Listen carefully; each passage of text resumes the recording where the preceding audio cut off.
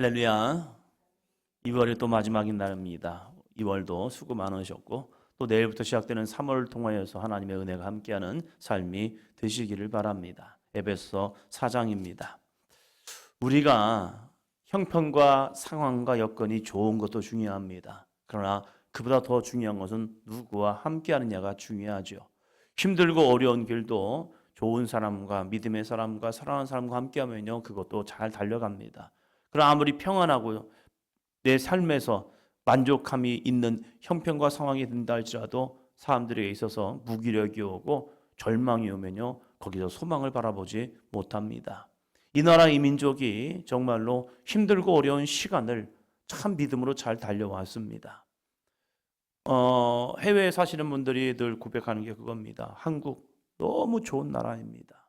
치안이나 경제나 여건이나 너무 좋은 나라입니다. 근데 우리는 좋은 형편과 처지를 잘 모르고 젊은 세대들은 이런 얘기를 하죠. 헬조선이다. 조선을 떠나야 한다. 이 나라를 떠나야 한다.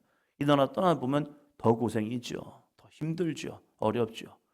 우리가 환경과 상황보다 더 중요한 것은 누구와 함께 하느냐가 중요하다는 사실입니다. 바울은 바로 그 고백을 하고 있습니다. 4장 1절입니다. 그러므로 주 안에서 갇힌 내가 너희를 권하노니 너희가 부르심을 받은 일에 합당하게 행하여. 아멘. 여러분, 옥에 갇히는 것, 때로는 우리가 이런 형편을 만나면요, 주님이 나를 떠나셨나? 이런 얘기를 합니다. 고난의 현장이 있으면 왜 주님 나와 함께 하지 않습니까? 어려운 현실을 만나면 왜 주님 나를 버리십니까? 이러한 고백을 할 때가 있습니다. 하나님 앞에 탄식하면서 하나님 왜 그러세요? 다른 때는 나와 함께 하시더니 왜 이 힘들고 어려운 고난의 현장에서는 주님이 나와 함께 하지 않습니까? 라고 말합니다. 그러나 사도 바울의 삶을 보면요, 늘 주님의 인도하심을 믿고 따라갑니다. 무엇보다 다윗의 삶이 그렇죠. 다윗의 이 시편 23편의 고백을 보면 여호와는 나의 목자시니 내게 부족함이 없으리로다 라고 고백하면서 그가 내가 사망의 음침한 골짜기를 다닐지라도 라고 고백을 합니다. 우리는 사망의 음침한 골짜기를 가면 이건 주님의 인도가 아니야. 주님이 나와 함께하지 않아 라는 그런 착각을 한다는 겁니다. 그러나 이 다윗은 내가 사망의 음침한 골짜기를 다닐지라도 해를 두려워하지 않을 것은 다 뭐죠? 주께서 나와 함께 하심이라. 내가 지금 사망의 음침한 골짜기를 가는 것 같지만 아니요. 거기서 나 혼자 있는 게 아닙니다. 나 혼자 있으면 죽지요. 나 혼자 있으면 낭떠러지에서 떨어지죠. 나 혼자 있으면 맹수가 와서 날 잡죠. 죽이죠. 그렇게 연약한 나는 양 같은 존재입니다. 그러나 내가 사망의 음침한 골짜기를 지날지라도 해를 두려워하지 않을 것은 주께서 나와 함께 하심이라. 이 바울은 옥에 갇히는 것마저도 어디 안에 있대요? 주 안에서라고 말합니다. 옥에 갇혀 있는 바울이 그러므로 주 안에서 갇힌 내가라고 말합니다. 이 옥에서도 바울은 주님과 함께합니다. 그러기에 빌립보 감옥에 갇혔을 때도 그가 하나님을 찬송하고 기도하는 거예요. 기도하고 찬송하는 이유는 그곳에 주님이 계심을 그는 믿기 때문입니다. 우리에게는 또 이 믿음이 있기를 축원합니다. 좋은 환경과 좋은 상황과 좋은 여건이기 때문에 주님 감사해요. 여기에 주님 계셨네요. 이게 아니라 주님은 어느 형편과 처지와 여건 속에도 우리와 함께 하십니다. 그래서 그는 뭐라고 말합니까? 주 안에서 갇힌 내가 너희를 권하노니. 여러분, 밖에 있는 사람이 바울을 권한 게 아니에요. 자유 있는 자가 옥에 갇힌 이 바울을 권한 게 아니에요. 옥에 갇힌 바울이 밖에 있는 성도들을 권면하고 있는 거예요. 밖에 있는 그들은 자유를 누리는 것 같지만 그리스도 안에 없기 때문에 참된 자유가 없어요. 옥에 갇힌 바울은 주님 안에 있기 때문에 갇힌 것 같지만 그에게는 참된 자유가 있습니다. 그래서 그는 그 안에서도 복음을 전하며 살고 있다는 사실입니다. 우리의 믿음이 주님 안에 있기를 축원합니다. 주님 안에 있으면요, 상황과 형편 때문에 원망하거나 불평하지 않아요. 내가 주님 밖에 있기 때문에 내 상황이 좀 달라지고 어려워지고 힘들어지면 그것이 불평과 원망이 되는 거예요. 왜요? 내가 주님 밖에 있기 때문에 그래요. 주님 안에 있으면 그 어느 곳을 가든지 정말로 우리에게는 거룩한 축복의 환경이 될 줄로 믿습니다. 찬송가 중에 주 안에 있는 나에게 딴 근심이 있으랴, 이 찬양이 있잖아요. 주 안에 있는 나에게는 딴 근심이 없어요. 그냥 힘들고 어렵고 질병이 오고 아픔이 오면 그러다가 주님 만나러 가는 거죠. 좋은 환경이 있다면 거기에서 주님께 충성되게 일하는 거죠. 건강 주시면 열심히 수고하고 애쓰고, 건강을 잃으면 그 안에서도 주님이 하실 일을 기대하면서 하나님 약한 것이 은혜가 될 줄로 믿습니다. 근데 병원에 갔더니 그 안에서 복음 전할 사람이 필요한 거예요. 그래서 거기서 또 복음을 전하고, 아 그렇구나, 이것이 하나님의 은혜이구나. 주님 안에 있는 자에게는 어떠한 상황과 형편도 넉넉히 이기는 겁니다. 그러면서 이 바울은 에베소 교인들에게 우리가 믿음으로 살아간다면 어떠한 믿음의 삶을 살아갈 것인지, 또한 직분은 왜 우리에게 주시는 것인지 이야기합니다. 믿음의 사람으로서 우리가 정말로 행해야 할 거룩한 영적인 삶, 2절 3절입니다. 모든 겸손과 온유로 하고 오래 참음으로 사랑 가운데서 서로 용납하고 평안에 매는 줄로 성령이 하나 되게 하신 것을 힘써 지키라. 아멘. 우리 믿음의 사람들이, 정말 우리 거룩한 믿음의 직분자들이 가져야 할 믿음의 자세, 모든 겸손과 온유로 하고, 겸손의 반대 교만이죠. 교만은 악한 사단 마귀가 주는 교회를 분열케 하는 어둠의 역사입니다. 교만 끊임없이 싸워야 합니다. 저도 싸워야 하고요, 여러분도 싸워야 합니다. 여러분이 직분을 받고 믿음으로 살아갈 때 나도 모르게 교만이 옵니다. 신앙생활을 어느 정도 하다 보면 교회를 알지요. 교회 조직을 알지요. 그럴 때에 나도 모르는 교만이 찾아올 때가 있어요. 나는 없겠지, 있더라고요. 저에게도 옵니다. 끊임없이 싸워야 합니다. 그러면서 겸손과 온유, 그것이 무엇입니까? 예수를 닮는 삶입니다. 우리의 목적은 예수 그리스도를 닮는 삶이 되어야 할 줄로 믿습니다. 그리고 또 말합니다. 오래 참음으로 사랑 가운데서 서로 용납하고, 여러분 그리스도의 사랑 가운데 서로 용납할 수 있는 믿음이 있기를 축원합니다. 용납이라는 건 무엇입니까? 나와 다르기 때문에 그래요. 나와 다른 사람을 용납하는 것 정말 어렵습니다. 그러나 죄가 아니라면 우리는 서로를 용납하면서 오래 참으면서 서로 뭡니까? 평안에 매는 줄로 성령이 하나 되게 하신 것을 힘써 지키는 믿음이 있기를 축원합니다.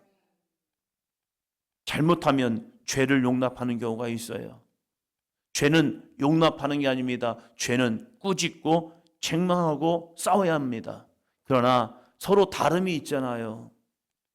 이 다름 속에서 서로를 용납할 때에 이 다름을 용납하면요, 영역은 넓어집니다. 믿음의 영역은 더욱더 넓어져요. 교회의 영향력은 커지고 내 믿음은 더욱더 아름답게 성장하게 되어 있습니다. 우리 사도행전 교회가 정말로 모든 겸손과 온유로 오래 참음으로 사랑 가운데서 서로 용납하고 평안을 매는 줄로 성령이 하나 되게 하시를 힘써 지키는 삶이 되시기를 축원합니다. 그렇다면 우리의 믿음은 더욱더 아름다운 믿음의 삶으로 되고 있습니다. 11절이요. 에베소서 4장 11절. 그가 어떤 사람은 사도로, 어떤 사람은 선지자로, 어떤 사람은 복음 전하는 자로, 어떤 사람은 목사와 교사로 삼으셨으니, 우리에게 직분을 주셨다는 거죠. 어떤 사람에게는 성도로서, 어떤 사람은 교사로서, 어떤 사람은 찬양단으로서, 어떤 사람은 집사님으로서, 어떤 사람은 권사님으로서, 어떤 사람은 장로님으로서, 어떤 사람은 전도사님으로, 어떤 사람은 목사님으로 여러 가지 직분을 주었다는 거예요. 이 직분 왜 주시냐 이거예요. 왜 주십니까? 12절이요. 이는 성도를 온전하게 하여 봉사의 일을 하며 그리스도의 몸을 세우려 하심이라. 아, 목사님 저는 직분 필요 없습니다. 아, 저는 직분 안 받을래요. 믿음이 없어서입니다. 직분은 사모해야 합니다. 주님이 나를 쓰겠다는 거잖아요. 욕심을 내면 문제가 됩니다. 그러나 직분은 사모하는 겁니다. 주님이 나를 쓰실 수 있도록 나를 기꺼이 내어 놓는 겁니다. 마리아의 고백이 참 아름다운 고백이죠. 나는 주의 여종이오니. 주님이 나를 쓰실 때에 아멘 순종하며 나아갈 수 있는 믿음의 삶. 그것이 교만이 아니라 그는 겸손의 믿음이었습니다. 직분은 무엇입니까? 이는 성도를 온전하게 하여라고 말합니다. 직분을 받으면요, 그 직분에 충성되게 믿음으로 나가면요, 우리의 믿음은 더욱더 온전하여집니다. 그래서 우리에게 직분은 아름다운 믿음의 헌신의 삶인 거예요. 또한 이 직분을 통하여 어떤 일을 하는 겁니까? 봉사의 일을 하게 하며라고 말합니다. 직분은 봉사직입니다. 하나님의 나라를 위해서, 교회를 위해서, 세상을 향해서 봉사하는 겁니다. 직분 받은 만큼 열심히 수고하고 애쓰는 겁니다. 그러다 보면 어떠한 결과가 이루어집니까? 세 번째, 그리스도의 몸을 세우려 하심이라. 그리스도의 몸이 무엇입니까? 첫째는 교회이죠. 둘째는 나예요. 우리가 그리스도의 몸된 지체가 되어야 합니다. 이 봉사를 통하여서, 헌신을 통하여서, 직분을 통하여서 우리의 몸은, 그리스도의 몸된 우리를 더욱더 세워져 나아갑니다. 그래서 직분을 받으면 받을수록 더욱더 그리스도를 닮는 아름다운 신앙의 모습이 되어야 할 줄로 믿습니다. 13절 볼까요? 우리가 다 하나님의 아들을 믿는 것과 아는 일에 하나가 되어 온전한 사람을 이루어 그리스도의 장성한 분량이 충만한 데까지 이르리니. 직분을 통해서 헌신하고 충성하다 보면요, 다 하나님의 아들을 믿는 것과 아는 일에 하나가 되어 온전한 사람을 이루게 됩니다. 직분을 잘 감당하면요, 그 사람을 통해서 와, 그분이 예수님을 닮아가고 있어요 라고 말하고 있다는 사실이에요. 직분을 정말로 잘 감당하면 많은 사람들에게 정말로 존경의 대상이 됩니다. 와, 이러한 직분을 이렇게 잘 감당하시네요. 와, 이 직분 속에서 이렇게 이분의 믿음이 더욱더 성장해 갔네요. 직분별로 분량이 있더라고요. 그 분량을 채워나가면요, 얼마나 많은 존귀함과 거룩함을 나타내는데요. 하나님의 거룩한 이 수고의 대가는 반드시 있더라고요. 왜요? 하나님은 뿌린 대로 거두시기 때문입니다. 이 직분을 감당하면요, 또 어떠한 은혜가 주어집니까? 이 13절 중반부에 보면요, 이렇게 말씀이 됩니다. 그리스도의 장성한 분량이 충만한 데까지 뭐하리니? 이르리니. 그리스도의 장성한 분량까지 자라나게 됩니다.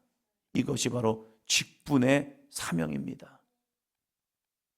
믿음의 직분을 잘 감당하면 그의 모습을 통하여 그리스도의 장성한 분량, 그래서 정말로 그리스도를 닮았어요 라고 말합니다. 또 14절이요.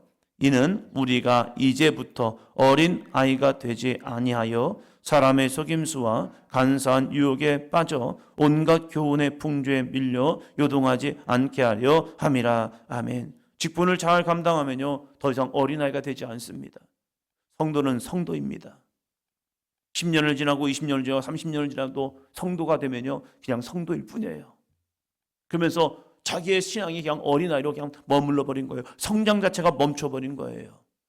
그래서 직분을 감당하는 것은 참 중요하다는 사실이에요. 어떤 분을 보면서 이런 마음 하더라고요. 그분은 직분이 싫대요. 그러면서 계속 신앙생활을 오래 했지만 그저 성도로 남아있는 거예요. 그런데 역시 성도의 믿음에 분량받게 되지 않아요. 자그마한 일이 생기고 옆에서 이런저런 말을 하면요, 유혹이 되고 미혹이 되어서 넘어지고 쓰러져요. 그러면서 그 마음이 드는 거예요. 아, 그분이 뭘 못했느냐? 순종 못했던 거예요. 직분을 받으세요 하니까 그걸 내가 감당하려 하니까 그것이 불편한 거예요. 직분을 감당하면 11조 생활해야죠, 주일 성수해야죠, 봉사 생활해야죠 하니까 나의 즐거움을 내려놓아야 하는데 그 즐거움을 내려놓기 싫은 거예요. 그리고 머리로는 알아요. 오래 신앙생활했기 때문에 직분을 받으면 이만큼 해야 한다는 걸 알기 때문에 그것이 부담스러우니까 아, 직분 안 받고 그냥 신앙생활 하겠습니다. 그런데 자람이 없는 거예요. 영적 자람이 없으니까 어떻게 합니까? 주변에서 이 말 저 말 하면요, 거기에 일리 넘어지고 저리 넘어지는 모습을 보게 됩니다. 어린아이 같은 거예요. 직분은요, 우리의 신앙을 장성하게 만듭니다. 성장하면 나쁜 길로 가는 사람도 있어요. 그러나 대부분은 옳은 길로 갑니다.